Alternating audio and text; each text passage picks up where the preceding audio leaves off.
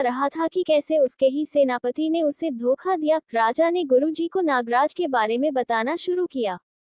नागराज के बारे में माना जाता था कि वह अपने युद्ध कौशल में निपुण थे। उनका शरीर विशाल था और वे युद्ध भूमि पर बिना किसी भय के लड़ा करते थे। उनकी वीरता की कहानियां दूर दूर तक फैली हुई थी। राजा ने उसकी गलती के बाद भी उन्हें अपनी सेना का सेनापति नियुक्त किया था और नागराज के नेतृत्व में राज्य की सेनाएं कई युद्धों में विजय प्राप्त कर चुकी थी। हालांकि नागराज का व्यक्तित्व जितना वीर था उतना ही चालाक भी। वह प्रकट रूप से राज्य के प्रति अपने वफादारी का दावा करते थे, लेकिन अंदर ही अंदर उनका दिल कुछ और ही सोचता था। वह जानते थे कि राजा की प्रजा के बीच में एक मजबूत पकड़ है, लेकिन उनकी अपनी स्थिति कमजोर है। नागराज ने सोचा कि अगर वह राजा को हटाकर खुद सिंहासन पर बैठ जाएं, तो उनके हाथ में पूरे राज्य की शक्ति होगी। समय के साथ नागराज ने अपने इस गुप्त उद्देश्य को धीरे धीरे पूरा करना शुरू किया। वह राजा के आसपास के कुछ उच्च अधिकारियों और मंत्रियों को अपने साथ मिलाने लगा। उसके जाल में फंसे हुए मंत्रियों ने नागराज को भरोसा दिलाया कि अगर वह सही समय पर कदम उठाएंगे, तो राजा को सत्ता से हटा दिया जाएगा। इस साजिश को अंजाम देने के लिए नागराज ने कुछ समय तक राजा के सामने अपनी वफादारी को प्रदर्शित किया और युद्धों में राजा का हर आदेश बखूबी निभाया। नागराज को राजा के आने वाले बच्चे से भी खतरा था, तो उसने रानी की दासी और वैद्य को जाल में फंसा लिया और उसने रानी और बच्चे दोनों को मारने के लिए जहर दिया। दासी द्वारा रानी को धीरे धीरे जहर दिया जाने लगा।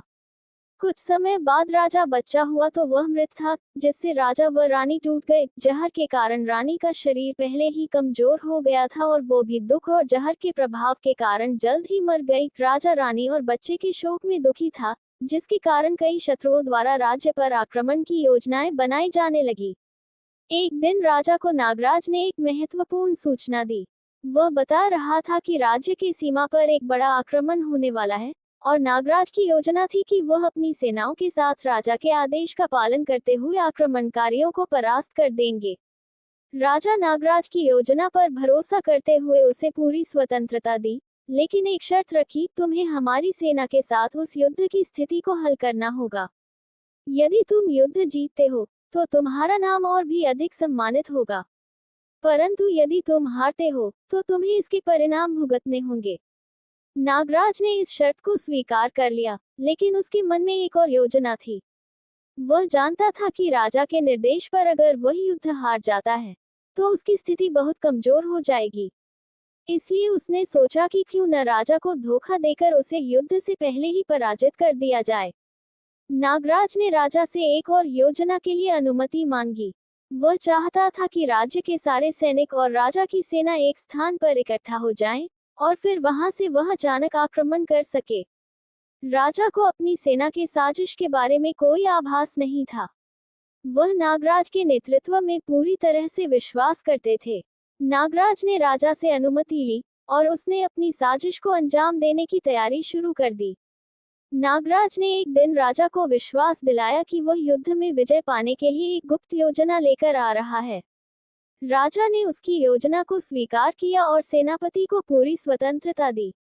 नागराज ने राजा को यह विश्वास दिलाया कि राज्य की रक्षा के लिए ये योजना अत्यंत महत्वपूर्ण है, लेकिन असल में वह राजा की सेना को अलग अलग दिशाओं में भटकाने का सोच रहा था, ताकि वह अकेले आक्रमणकारियों से निपट सके और राजा के साथ धोखा कर सके।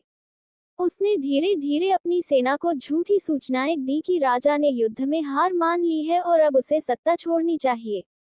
नागराज ने अपनी योजनाओं को चुपके चुपके अंजाम दिया और धीरे धीरे राजा के सैनिकों और मंत्रियों को अपने पक्ष में कर लिया। उसने ये भी सुनिश्चित किया कि युद्ध के समय राजा को पूरी तरह से अलग थलग किया जाए।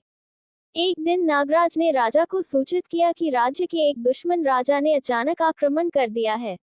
राजा ने अपने मंत्रियों और सैन्य अधिकारियों से सलाह ली और युद्ध के लिए तैयारी शुरू कर दी। नागराज ने राजा को ये समझाया कि सेना को एकजुट करने से पहले वह खुद अग्रिम मोर्चे पर आक्रमणकारियों का सामना करने जाएगा। राजा ने उस पर विश्वास करते हुए उसे पूरी स्वतंत्रता दी। जब नागराज अपनी सेना लेकर युद्ध भूमि की ओर बढ़े, तो उसने एक चाल चली। उसने राजा को यह दिखाने के लिए एक झूठी सूचना भेजी कि आक्रमणकारी अपनी सेना के साथ राजा के महल की ओर बढ़ रहे हैं। राजा को ये देखकर विश्वास हुआ कि उसकी सेना को अब जल्दी से महल की ओर लौटना होगा। वह पूरी सेना को लेकर महल की ओर लौटने के लिए तैयार हो गए। लेकिन असल में नागराज ने ये सब सिर्फ एक धोखा देने के लिए किया था। उसने युद्ध भूमि पर कुछ सैनिकों को भेज दिया था ताकि राजा को ये लगे कि उसकी सेना अभी भी अस्तित्व में है। इसके बाद नागराज ने अपने गुप्त गठबंधन के साथ मिलकर राजा को महल से बाहर कर दिया। राजा को नागराज ने जंगल की तरफ भगा दिया। जी को अपनी कहानी बता रहा होता है। एक दिन राज्य के पश्चिमी सीमा से एक विशाल सेना ने हमला कर दिया। राजा को उसका सेनापति नागराज युद्ध में अपनी सेना को बनाए रखने और महल पर विरोधियों के आक्रमण के चलते कुछ सैनिकों के साथ जंगल की तरफ भगा देता है। राजा जंगल में कुछ सैनिकों के साथ चला जा रहा था और उसे पता ही नहीं था कि उसके साथ क्या साजिश हुई है। राजा सैनिकों के साथ राज्य के बाहरी इलाके में घने जंगल की तरफ आ गए थे। राज्य के बाहरी इलाके में घने जंगलों में एक खतरनाक डाकू गिरोह सक्रिय था, जो राज्य में आतंक फैलाता था। ये डाकू अक्सर राहगीरों और व्यापारी काफिलों पर हमला करते थे और जंगल में छिपकर रहते थे। जंगल में कई छिपे हुए डाकुओं को राजा और उसके सैनिकों के यहाँ होने का पता चल गया था। जंगल घना और रहस्यमय था, पेड़ ऊंचे और घने थे और सूर्य की रोशनी भी मुश्किल से जमीन तक पहुंच पाती थी। राजा और उनके सैनिक सावधानी से बढ़ते गए, लेकिन अचानक उन्हें एक तेज आवाज सुनाई दी और जंगल की शांति को चीरते हुए डाकुओं का दल सामने आ गया। डाकुओं के चेहरे पर डर और घमंड का मिश्रण था। उनका नेता रघु एक विशालकाय और डरावना आदमी था, जिसकी आंखों में हिंसा और लालच की झलक थी। राजा ने अपने सैनिकों को तैयार किया और आदेश दिया, सभी सिपाही शस्त्र संभालो।